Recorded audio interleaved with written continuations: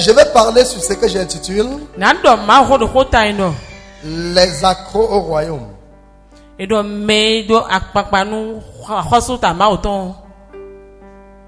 Les accros, ceux qui sont accrochés au royaume. Les accros au royaume. Alléluia. Alléluia. Dis à ton voisin les accros au royaume.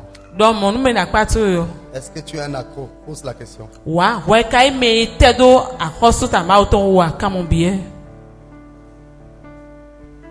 Bien aimé. Vous savez, le Seigneur nous aime. Et je pense qu'aujourd'hui l'église a perdu l'objectif principal du salut. L'objectif principal de l'œuvre de Christ.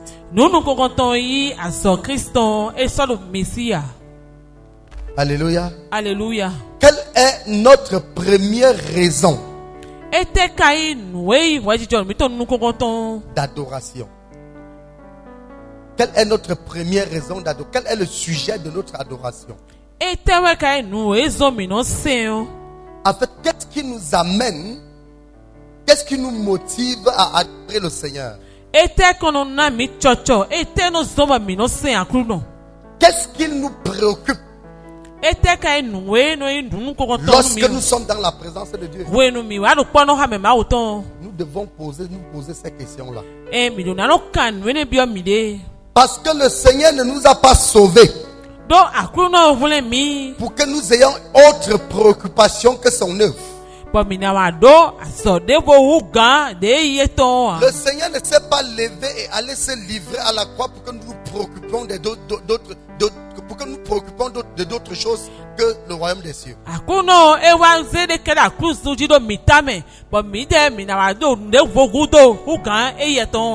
Bible nous dit dans le livre de Matthieu 6:33 que nous devons chercher premièrement le royaume des cieux et la justice de Dieu. Et toutes ces choses, toutes autres choses nous seront données par-dessus. Mais ça, ce que nous constatons aujourd'hui dans l'église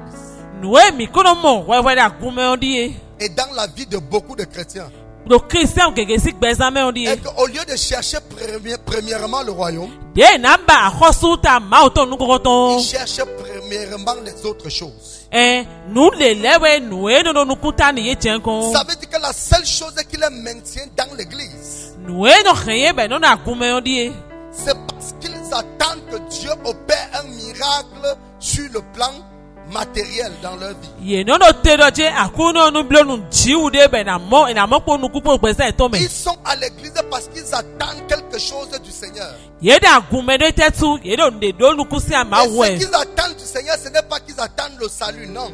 La seule chose qui les maintient dans la présence de Dieu, c'est qu'il faut que Dieu change leur histoire. Ils ne viennent pas s'asseoir à l'église parce qu'ils veulent adorer Dieu. Non, c'est parce qu'on veut que Dieu change notre condition. On veut que Dieu change notre statut. On veut que Dieu fasse de nous des hommes aussi riches que les autres. Alors que ça ne doit pas être la première raison d'un enfant de Dieu. La première raison, ce qui doit motiver premièrement l'enfant de Dieu, le chrétien, c'est d'abord le salut. C'est d'abord le royaume. Mais aujourd'hui, beaucoup de personnes ont pour source de motivation le bien matériel. Je ne dis pas que le bien matériel est mauvais. Il est bien et important même de posséder ces choses-là. Mais si c'est ta raison, la raison pour laquelle tu adores Dieu, c'est que tu es encore esclave. Si la raison pour laquelle tu viens à l'église et tu pries, si c'est basé ou bien si c'est fondé sur le fait que Dieu doit changer ta condition sociale,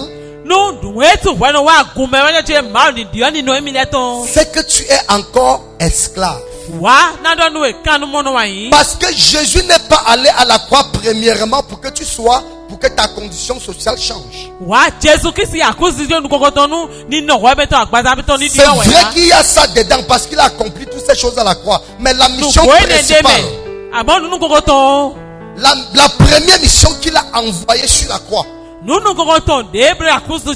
c'était pour que tu sois sauvé. C'était pour que tu aies le salut. C'était pour que tu sois héritier du royaume. Ça, c'est la première mission. C'est pour ça que lui-même Jésus, il a dit que nous devons chercher premièrement le royaume de Dieu. Mais aujourd'hui, au lieu que les gens cherchent premièrement le royaume de Dieu, ils cherchent premièrement des autres choses. Le royaume de Dieu doit être en avant et les autres choses viendront derrière. En réalité, si ta motivation c'est que Dieu change ton histoire, Dieu te sort de la pauvreté, Dieu te guérit de la maladie, Dieu fasse en fait quelque chose de miraculeux sur le plan physique dans ta vie,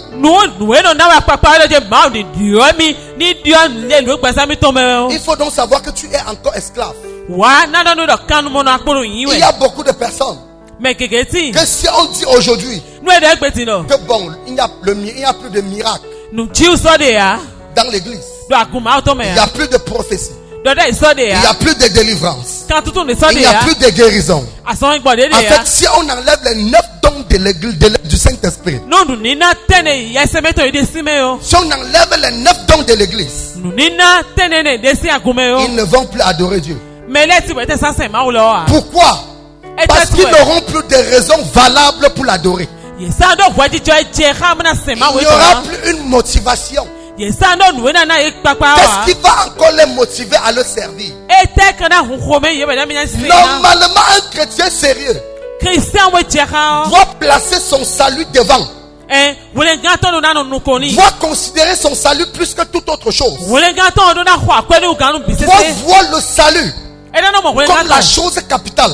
En fait, tu ne dois pas venir à l'église prier parce que tu as des problèmes. Tu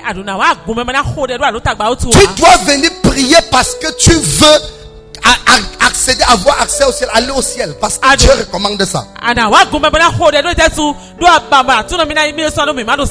c'est pour cette raison que vous voyez dans beaucoup d'églises, il y a beaucoup de chrétiens clignotants. C'est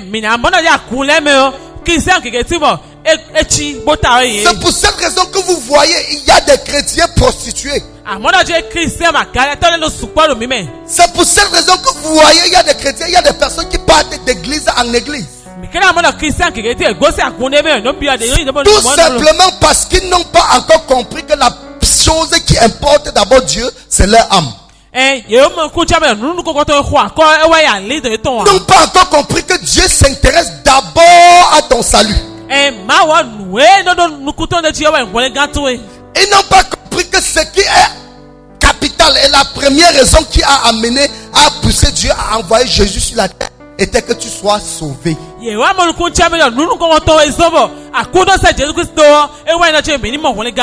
allez voir dans une église, on retrouve toujours 3 types de personnes. On retrouve la foule. J'ai dit, dans une église, on retrouve souvent la foule. La foule sont ceux qui sont là pour chercher, ceux qui recherchent premièrement le miracle. La foule, c'est ceux-là qui recherchent premièrement la guérison. La foule, c'est ceux qui recherchent premièrement la bénédiction matérielle. La foule, c'est ceux qui recherchent premièrement la délivrance. La raison pour laquelle vous voyez en intersemaine, il n'y a pas beaucoup de gens, c'est parce qu'ils savent déjà que c'est le dimanche qu'on fait beaucoup de prophéties, beaucoup de délivrances, beaucoup de ces choses-là. Et c'est pour ça que vous voyez la majorité de ces gens-là viennent uniquement le dimanche. C'est parce qu'ils sont préoccupés premièrement par toutes ces choses-là. Ils ne sont pas préoccupés premièrement par le royaume. Oh, si tu n'es pas préoccupé par le royaume, tu restes et tu demeures esclave. Bien que tu sois dans les églises. Il y a beaucoup de personnes ici qui sont venus au Seigneur parce qu'ils sont venus chercher une solution. Mais quand ils sont arrivés, ils ont compris qu'en réalité, si Dieu a donné le miracle dans l'église ou bien à ses serviteurs, c'était pour que les gens s'attachent à lui et que leur âme soit sauvée. Mais il y a aussi une minorité de personnes qui sont dans l'église parce qu'ils ont cru à l'évangile de Jésus. Ça veut dire qu'on ne leur a pas dit que venez ici, là, il y a le miracle. Quand on prie, tu as la solution à ton problème. Ce n'est pas à cause de ça qu'ils ont cru. Ils ont cru parce qu'on leur a dit que Jésus-Christ est parti à la croix pour que tu sois sauvé, pour que tu aies la vie éternelle. Et son amour pour toi est immense. Si tu l'acceptes, Dieu te délivrera des liens de l'enfer. Tu auras la vie éternelle. Et c'est à cause de ça qu'ils ont cru. Et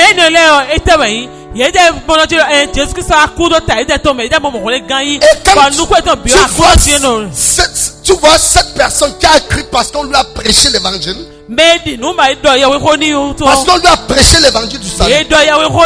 Quand tu vois la fondation et la croyance de cette personne, il y a une bonne différence. Parce que le miracle, les délivrances, toutes ces choses-là, ce n'est pas sa source de motivation. Lui,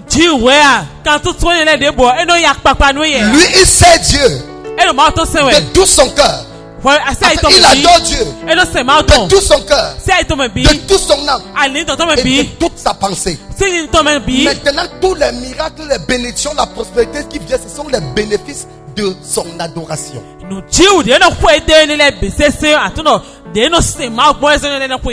En fait, lui, il n'est pas là. Ce qui le préoccupe premièrement, quand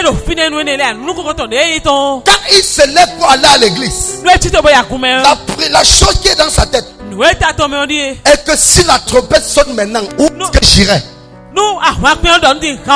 Est-ce que vous savez qu'il y a des gens ici qui ne savent même pas ce qu'on appelle la trompette? Ils ne se sont jamais posé la question de savoir que si le Seigneur vient enlever l'église maintenant, j'irai ou ne se sont jamais posé. Ils ne sont jamais restés comme ça jusqu'à penser que si je meurs maintenant, où est-ce que je vais aller? Est-ce que je vais aller au paradis ou bien j'irai en enfer? Ils n'ont jamais posé ce genre de questions. Au contraire, les seules questions qu'ils passent le temps à se poser, c'est que Seigneur, maintenant, si je meurs, on va dire que j'ai fait quoi sur la terre? Si je meurs, je vais mourir sans laisser une maison à mes enfants. Je vais mourir sans conduire une voiture. La seule question qu'il se pose est que Seigneur, ma part de miracle va venir quand? La seule question qu'il se pose est que Seigneur, tu vas me visiter aussi quand? Tu vas me rendre aussi riche quand? La seule question qu'il pose au Seigneur est que Seigneur, jusqu'à quand je vais marcher à pied? Tu ne vas aussi donner ma part de voiture quand? En fait, ils sont préoccupés et leur esprit est habité par ces choses-là. En réalité, si tu es de ces gens, c'est que tu es encore esclave. Tu es encore esclave du matériel, tu fais partie de la foule, tu n'es pas encore d'ici. La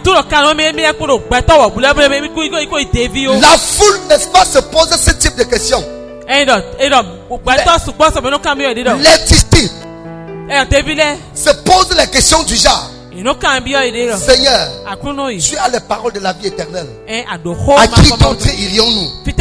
Seigneur Jésus, partout là où tu vas aller, nous irons avec toi. Seigneur Jésus-Christ, nous allons te suivre, même au prix de notre vie. Ça, c'est la question que les disciples se posent. En fait, tous les jours quand ils se lèvent, la seule prière est que Seigneur, permets-moi de marcher conformément à ta parole pour ne pas rater l'enlèvement. Et quand ce type de chrétien, quand le disciple se lève pour prier, comment il prie? Sa prière est que le Seigneur fasse de lui un vrai disciple. Quand il prie, il dit Seigneur, enlève l'amour du matériel de mon cœur. Quand il prie, il dit Seigneur, que le bien matériel ne prenne pas ta place en moi. Quand il prie, il dit Seigneur, s'il y a un matériel qui va m'empêcher de t'adorer, enlève ça de moi. Quand il prie, il dit Seigneur, si l'argent va me faire m'égarer, me détourner de ton chemin, enlève, rends-moi pauvre. Quand il prie, il dit Seigneur, je veux que c'est ton amour et ta fidélité qui soit la source de ma joie. En fait, pour lui, ce qui lui donne la joie, ce n'est pas le bien matériel. La source de sa joie, c'est l'amour de Dieu manifesté en Jésus. En fait, ce qui fait son bonheur, c'est l'amour de Dieu dans sa vie. Ce qui fait son bonheur, c'est la présence de Dieu dans sa vie. Ce qui fait sa joie, c'est quand il sait qu'il est dans la volonté parfaite et qu'il est en communion parfaite avec Dieu.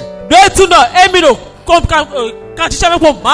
lui il sait qu'il n'a pas de compromission, quand il n'est pas en désaccord avec Dieu, lui il est joyeux. Et quand il prie, quand tu le vois triste, si tu le vois triste, c'est qu'il est en désaccord avec Dieu. Si tu le vois triste, c'est qu'il a commis certaines erreurs et que lui il n'est pas à l'aise avec le Seigneur. La seule chose qui lui donne la tristesse, c'est quand il n'est pas en accord avec Christ. Mais quand tu vois quelqu'un qui est de la catégorie de la foule, quand il prie, lui il ne connaît pas d'abord prier. Toute sa prière est que Seigneur, jusqu'à quand je vais demeurer dans cette pauvreté. Seigneur, jusqu'à quand je vais demeurer dans le célibat. Seigneur, visite-moi. Seigneur, donne-moi. Seigneur, bénis-moi. Seigneur, je veux construire. Seigneur, sors-moi de la pauvreté. Seigneur, guéris-moi. Seigneur, délivre-moi. Seigneur, protège-moi. Et quand tu le vois triste, c'est que la galère est en train de taper sa maison. Quand tu le vois triste, c'est qu'il a prié pour que le Seigneur lui donne quelque chose pendant longtemps. Le Seigneur n'a pas donné. Il devient triste. En fait, c'est quand il a beaucoup de problèmes sur le plan physique. Quand tu vois, il vient à l'église comme ça, il vient s'asseoir. Il est très sérieux. Il est triste. Quand tu le demandes que frère, c'est comment? Il dit frère, rien ne marche. Rien ne va, tout va mal. Tout va mal. Tu dis tout va mal comment? Il te dit qu'il n'y a même pas à manger à la maison. Tu dis frère, c'est quoi? Ma situation du célibat là, vraiment je ne sais pas, je suis découragé. En réalité, la raison qui le motive, c'est qu'il l'amène à servir le Seigneur, c'est parce qu'il veut se marier. En fait, la source de sa joie serait le mariage. La source de sa joie, c'est quand il aura la bénédiction. Un chrétien véritable qui soit dans l'abondance ou dans le manque, quand il sent qu'il est pleinement en Christ et que la plénitude de Jésus est en lui, il est joyeux. Quand il s'assoit, il sait que là où je suis en accord parfait avec Dieu. Je n'ai aucun problème avec mon Dieu. Et quand il sait qu'il est en accord avec Dieu, son cœur est rempli de joie. Il n'est pas joyeux seulement quand il a le bien matériel. Il n'est pas joyeux seulement quand il est béni. Je vous assure. Si Dieu descend ici, il commence ici. Il dit, quel est ton problème? Tu dis, mon problème c'est que je trouve l'argent. Dieu te donne il verse les millions dans ton compte. Ainsi de suite. Ainsi de suite. Si Dieu bénit tout le monde, si Dieu règle le problème de tout le monde sur le plan matériel, vous allez voir vendredi, cette salle serait pleine et la façon d'adorer Dieu va changer. Pourquoi ça va changer? Parce que ce qui fait la source de leur joie, en fait, la source de leur joie est accomplie. Ils ne vont pas se poser la question à savoir maintenant quelle est la place du Seigneur dans tout ça. Quel est mon sac? Quand la Bible parle de la parabole du riche et du pauvre, ce sont des exemples très pertinents. Je vous rappelle que les deux personnes étaient dans l'église. Le riche prétendait connaître Dieu parce qu'il avait appelé Abraham son père. Ça veut dire qu'il se déclarait fils d'Abraham. Le pauvre aussi connaissait Dieu. Sauf que le riche était dans l'abondance. Mais ce qui faisait la joie, ce qui était la source de joie du riche, c'était sa richesse. Mais ce qui remplissait le cœur du pauvre de joie, c'était la présence de Dieu, c'était l'amour de Christ manifesté. Je ne suis nullement pas en train de dire que la pauvreté est bien. D'abord, un véritable enfant de Dieu qui sait Dieu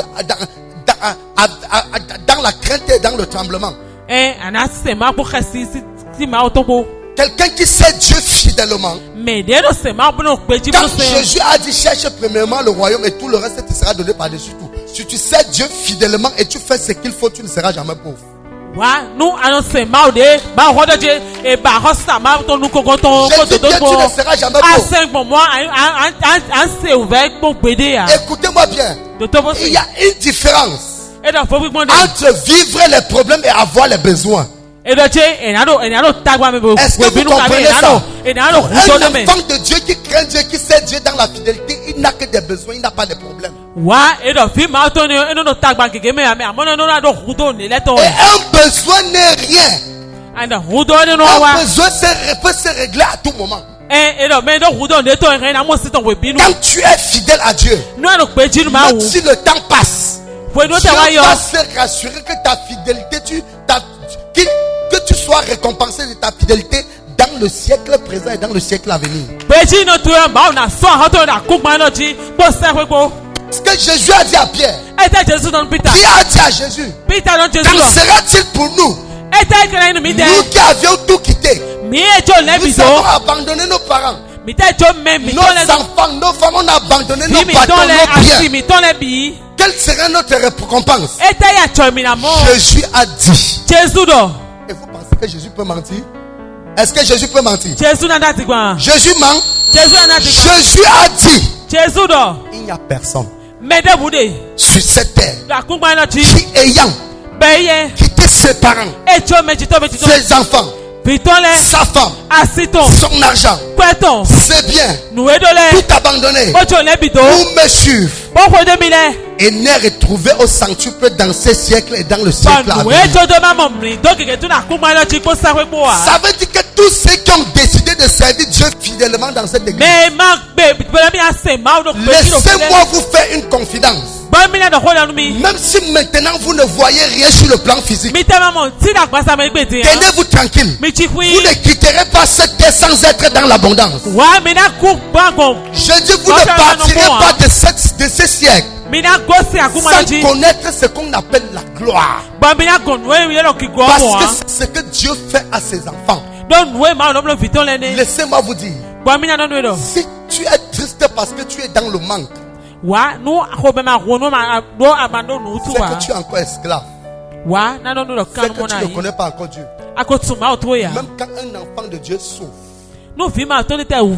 dans sa chair, sur le plan matériel, Ce qui donne, ce qui fait sa joie, c'est l'amour de Dieu.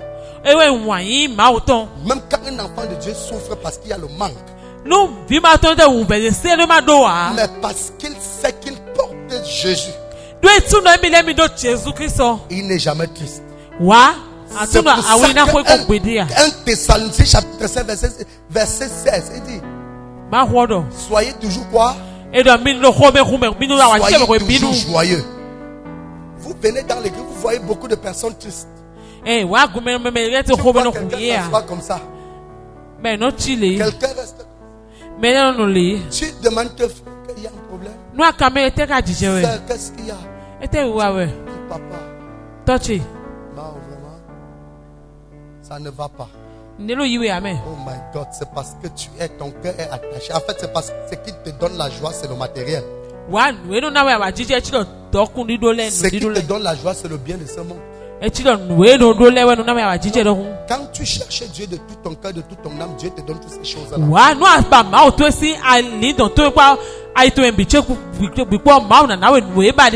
Tu dois prier et dis à Dieu que Seigneur, que la source de ta joie ne soit pas le bien matériel de ce monde. Dis Seigneur, que la source de ma joie soit ton amour que tu as manifesté pour moi. Est-ce que je parle à quelqu'un? C'est ce genre de prière que tu vas faire. Est-ce que vous savez que dans l'église comme ça, on a la foule? La foule est toujours plus nombreuse que les disciples.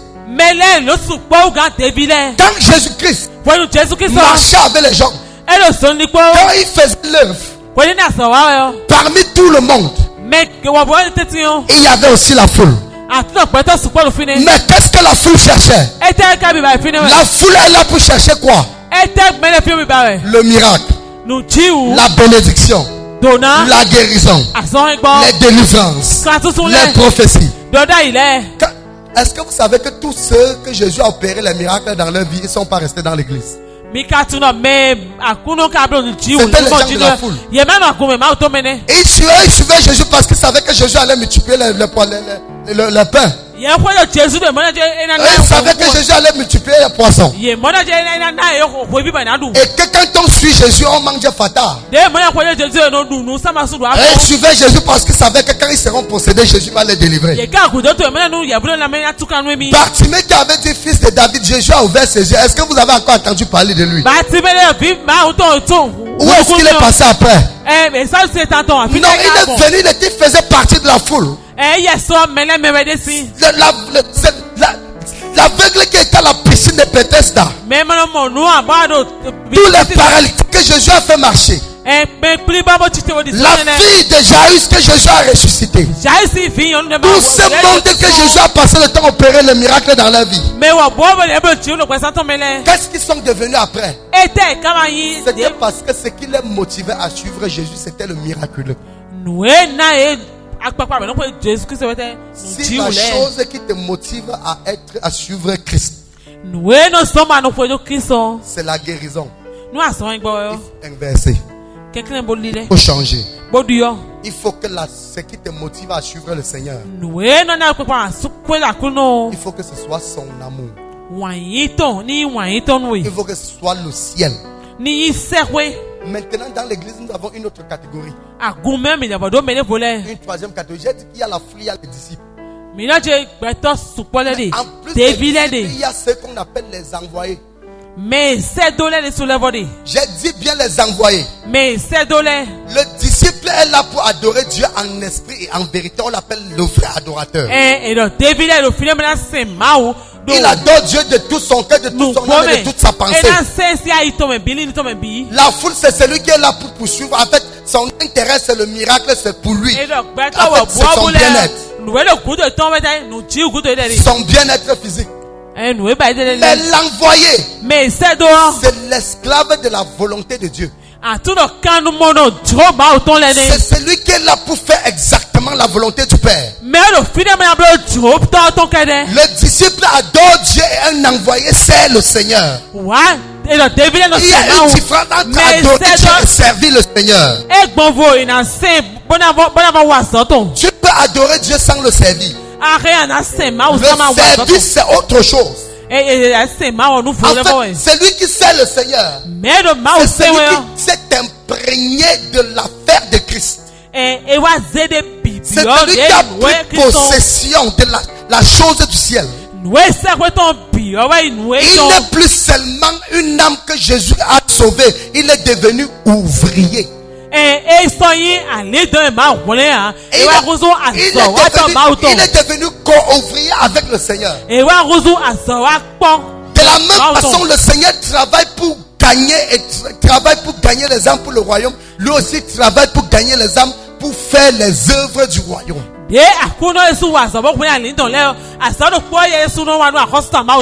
envoyés, c'est ceux que Jésus a appelés les apôtres. Ils sont différents.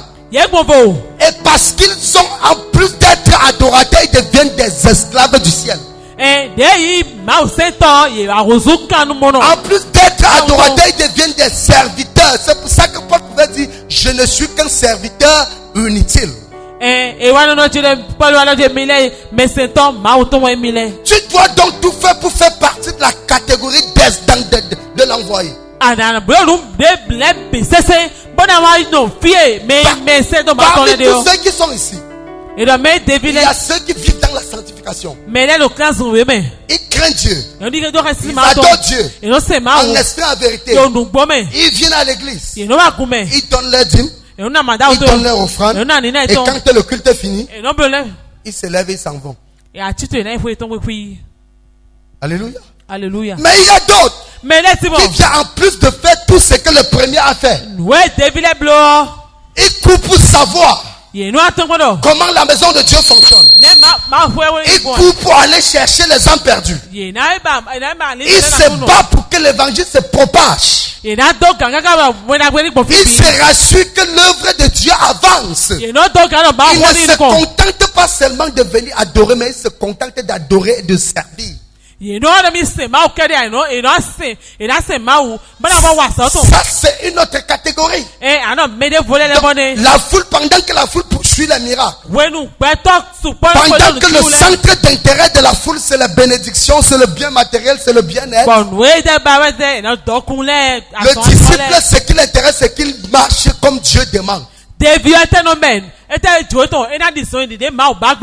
l'envoyé cherche à faire la volonté parfaite de Dieu, à accomplir la volonté du maître. Et l'envoyé prend l'œuvre du ciel comme sa chose. C'est comme ça que ça se passe. Regarde ton voisin droit dans les yeux. S'il te plaît, regarde bien droit dans les yeux. Dis-lui. Pose-lui la question. Dis-moi la vérité. Tu es dans l'église. Qu'est-ce que tu cherches dans l'église? Dis, est-ce que c'est parce que tu veux que Dieu te sorte de la pauvreté? Ou alors c'est parce que tu veux que Dieu te délivre des esprits méchants? Ou bien c'est parce que tu veux que Dieu t'épargne des sorciers? Ou alors c'est parce que tu veux que Dieu te guérit de la maladie? Ou c'est parce que tu veux être prospère, les choses sont bloquées, rien ne marche, c'est pour ça que tu es là. Ou alors c'est parce que tous les maris t'ont refusé, tous les hommes te rejettent, qu'on t'a dit que dans l'église là, si tu pars, quelque temps après tu vas trouver mari. Est-ce que c'est pour ça? Ou alors c'est parce que tu as déposé les dossiers partout, on ne t'a jamais recruté, on t'a dit que si tu pars dans l'église là, on va te recruter. C'est pour ça que tu es là.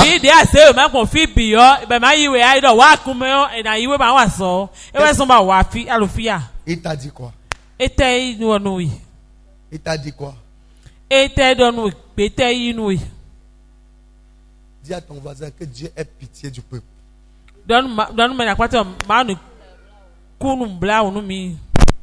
En fait, tu dois faire même que Dieu te donne le miracle ou pas, tu le sais. Que Dieu te donne l'argent ou pas, tu l'adores. Parce que je vois les gens qui font comme si comme si ils sont, je ne sais pas, ils font comme si ils sont des demi-dieux. Tu te plains que Dieu ne t'a pas fait ceci, Dieu n'a pas donné ceci, que Dieu t'a gardé dans la pauvreté. Dis-moi, entre nous. Tu sais comment tu fais pour te réveiller le matin? Non, parlons franc. Tu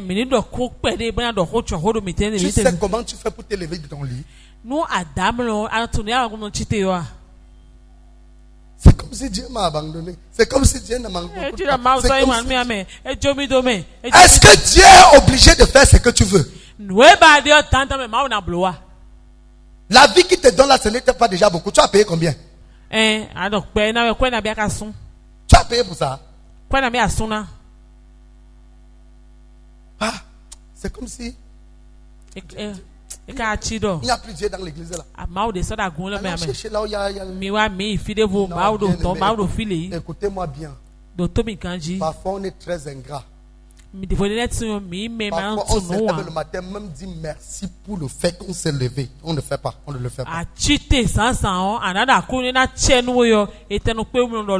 tu te lèves le matin, tu montes sur ta moto. Tu fais brûle, brûle. Comme si Dieu était le gardien de ta vie que tu as recruté. Comme si Dieu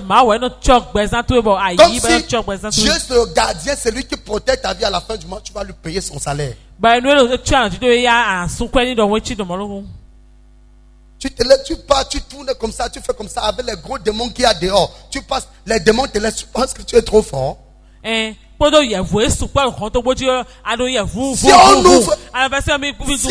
enlève les yeux physiques, on te met les yeux spirituels. Je t'assure que tu n'auras pas le courage d'aller jusqu'au carrefour Tankwe, jusqu'au carrefour Parana. Parce que ce qui va se passer, c'est que là dehors, les gens qui passent là, tu vas voir les gens avec les têtes de lézard. Tu vas voir les gens avec les sabots, les pieds. En fait, tu vas voir des choses qui vont te traumatiser. Tu es là aveugle, tu te bavardes, tu fais comme si tu es trop fort. Qui par ses propres forces peut ajouter une coudée à sa vie? Pourquoi on fait souvent comme si on était trop intelligent? Pourquoi on fait souvent comme si on était trop fort? Pourquoi on fait souvent comme si Dieu doit se soumettre à notre volonté? Tu penses que ceux qui sont sur les lits d'hôpitaux là, tu penses que tu as mérité quoi de mieux que? Tu penses que tu as fait quoi de meilleur que ces gens-là? Non, rien. Tu dois louer Dieu. Tu dois le glorifier. Même s'il ne te donne pas ce que tu demandes, glorifie-le. Même s'il ne te donne pas ce que tu espères, adore-le.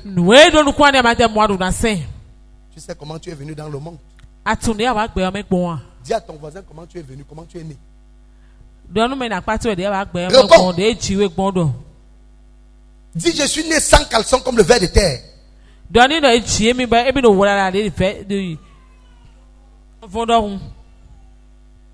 Est-ce que je parle à quelqu'un? Les hommes sont bizarres. Tu es là, tu fais. Alors que tu es sorti dans le vent, le ver de terre même mieux. Tu étais nu. Dieu a protégé ta vie. Il a protégé. Il t'a permis de grandir. Tu as grandi. Tu as grandi. Vous savez, le monde sur le plan spirituel, c'est comme la jungle. Vous ne savez pas que le travail que Dieu a abattu, comment Dieu a souffert derrière toi pour que tu sois grand comme tu es.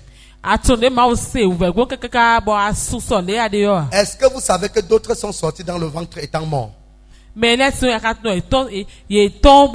que vous savez que d'autres sont sortis quelques jours après ils sont morts? Est-ce que vous savez que d'autres sont sortis quelques années plus tard ils sont morts? Mais dans un monde où il y a le diable, Et Dieu a veillé sur toi, te protéger. Pendant que tu allais à l'école, pendant que tu faisais tes choses, pendant que tu prends la moto, pendant que tu voyages, tu prends les avions. Dieu te protège jusqu'à là où tu es. Après tu te lèves, tu dis que Seigneur, si tu ne me donnes pas telle chose, je suis découragé.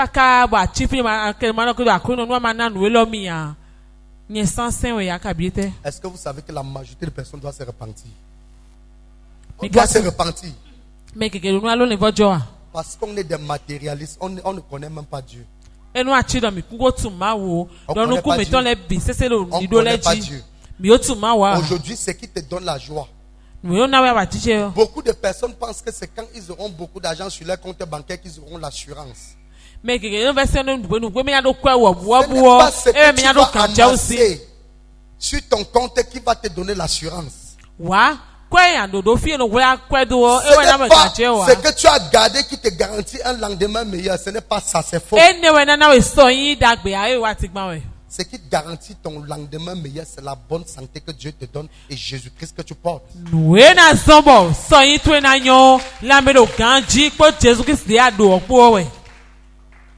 J'ai vu quelqu'un ici au Bénin. Il était un très grand docteur. Là, à l'hôpital des zones. Il était riche. Bien riche. Il avait des comptes bancaires bourrés. Et il s'asseyait. Il pouvait se moquer de l'église. Et parfois il tapait sa poitrine, il disait que c'est nous qui mettons l'argent dans telle église. Mais un jour, il y a de cela, je crois, 2 ans. Il a attrapé une maladie qu'on appelle l'insuffisance rénale. Et sa part est allée à la vitesse de l'éclair. Il a attrapé l'insuffisance rénale 1 semaine après. 16 ans. On est allé à l'hôpital. Même la dialyse ne fait plus rien. Maintenant, le sang qu'on lui mettait venait que de l'étranger. Le sang qu'on lui mettait venait que de l'étranger. Il a fait 2 semaines à l'hôpital. En 2 semaines, les centaines de millions qu'il avait stockés sur ses comptes, les centaines de millions qui faisaient l'orgueil de sa femme. C'est l'orgueil de ses enfants. On a vidé tout ça jusqu'à emprunter de l'argent. Et quand on a vidé tout ça, dès qu'on a vidé ce qu'on a emprunté de l'argent, on a hypothéqué la voiture et son immeuble. Dès qu'on a hypothéqué l'immeuble et l'argent qu'on a pris est fini, il est décédé. On est venu dire à la femme que sort.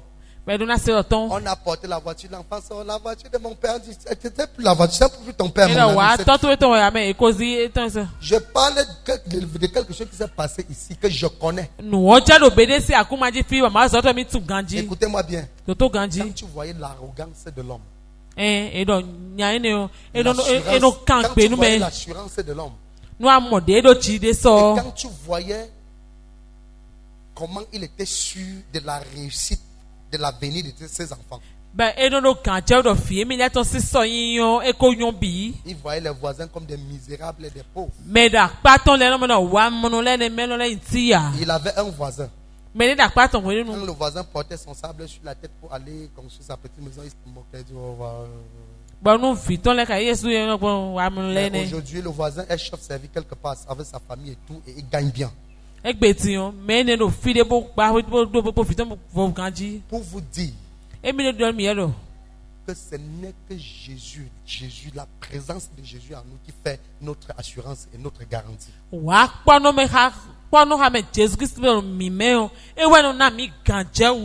Il suffit que tu meurs maintenant. Mon ami, tout ce qui a pour toi là ne t'appartient plus. Même si tu as souffert pour faire ça, tout ce que tu demandes aujourd'hui jusqu'à tu viens t'asseoir dans la présence de Dieu frustré avec le visage froissé. Regarde ton voisin s'il a le visage froissé. Regarde.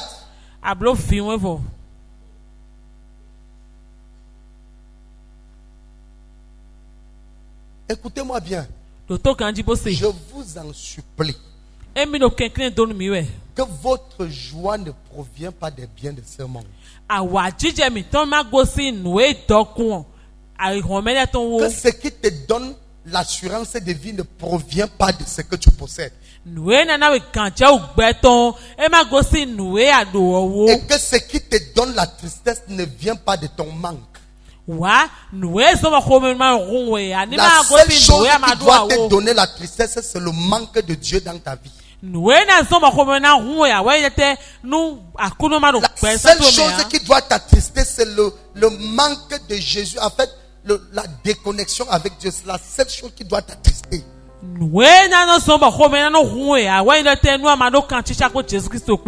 Parce que tu peux penser que tu es fort, tu es zéro. Est-ce que je parle à quelqu'un? Est-ce que je parle à quelqu'un? Est-ce que je parle à quelqu'un ce soir? Bien aimé, écoutez-moi bien. C'est Dieu qui a bâti l'univers. Je vais vous dire une chose.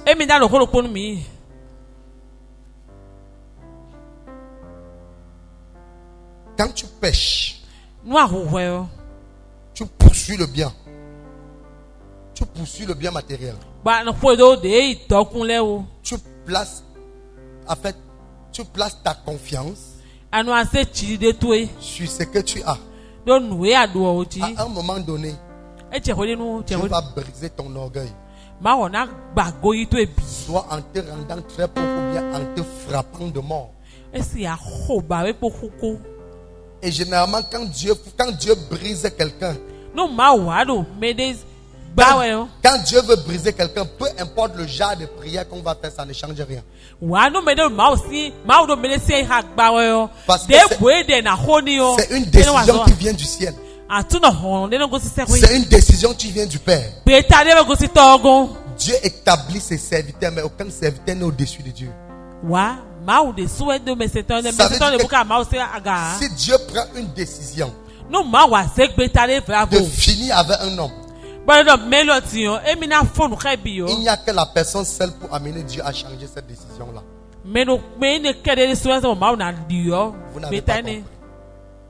Vous n'avez pas compris. Si Dieu prend la décision, je reprends. Si un sorcier prend la décision de te détruire, l'intervention d'un homme peut changer la décision. L'intervention d'un prophète, d'un apôtre, d'un pasteur, d'un enfant de Dieu peut changer la décision. Si un démon ou le diable prend la décision de te détruire, l'intervention d'un enfant de Dieu, d'un homme de Dieu peut changer ça. Mais si Dieu prend la décision de te détruire, l'intervention d'aucun homme sur la terre, fut-il son niveau spirituel, ça, en fait, sa catégorie dans le ministère,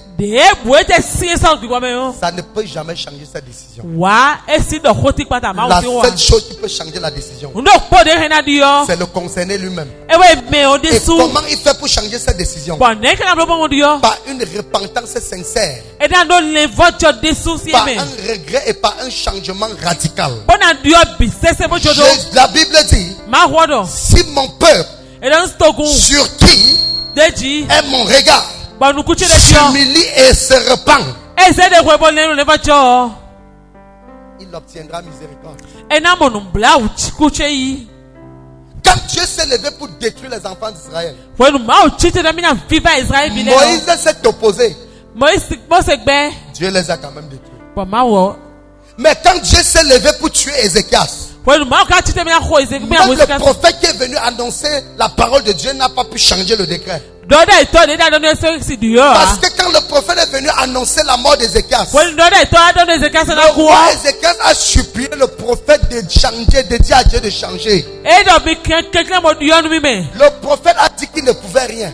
Et il s'est tourné, il est parti. Mais quand Ézéchias lui-même s'est tourné vers Dieu, Dieu a changé la décision.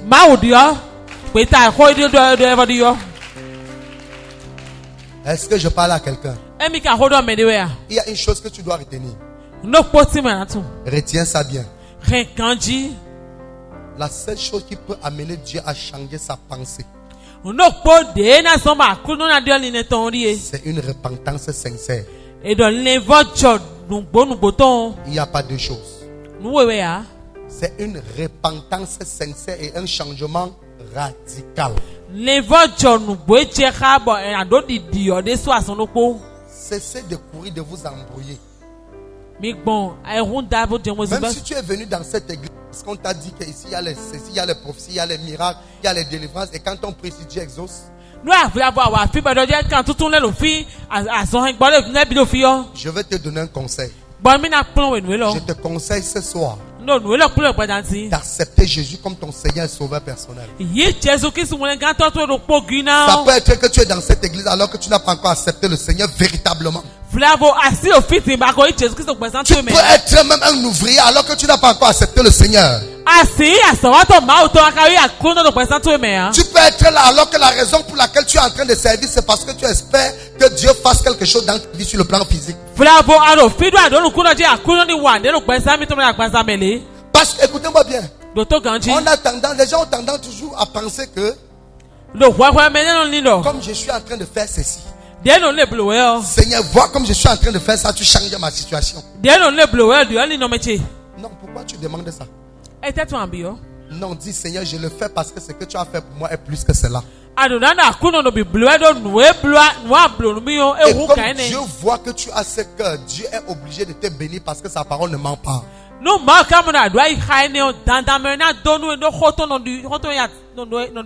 vous venez adorer Dieu et vous êtes fatigué, vous êtes frustré, vous êtes triste? C'est parce que la source de votre joie n'a jamais été l'amour de Christ.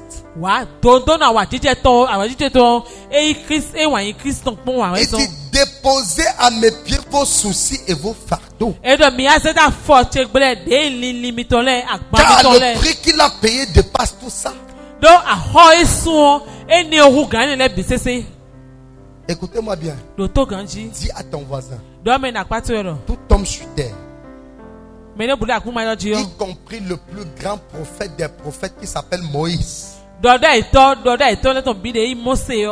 est faillible. Peut se tromper. Peut faire erreur. Dieu seul est parfait. Et ne se trompe jamais. Et ne va jamais se tromper. Est-ce que je parle à quelqu'un? Écoutez-moi bien. Vous savez, nous ne connaissons ni le jour ni l'heure. Il y a des gens ici qui ne savent pas ce qu'on appelle l'enlèvement. Ils ne savent même pas ce qu'on appelle le paradis. Ils entendent parler. Qui va aller au ciel ici?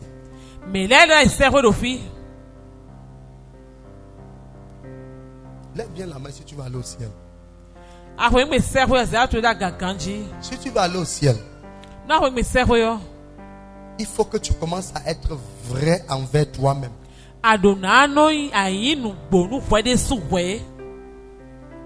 Est-ce que je parle à quelqu'un? Sois sincère envers ton propre cœur. Et